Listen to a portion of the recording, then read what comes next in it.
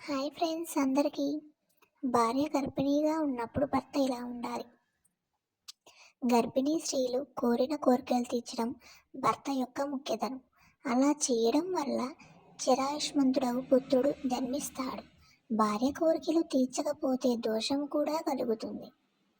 భార్య గర్భిణీగా ఉన్నప్పుడు భర్త చెట్టు నరకడం మరియు సముద్ర స్నానం చేయడం వంటి పనులు చేయకూడదు. భర్త క్షౌరము చేయించుకోకూడదు.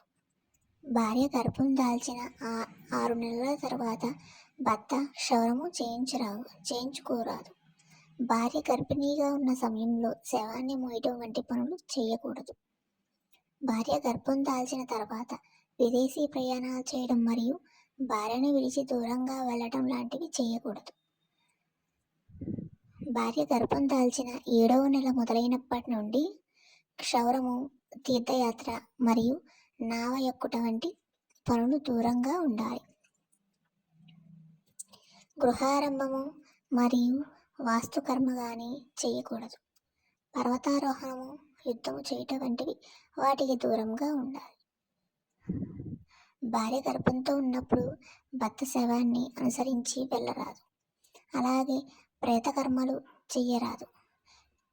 ఇంకా ఉపశమనం, పిండదానం వంటి పనులు చేయకూడదు. Please respect me. Please subscribe my channel. Thanks for watching.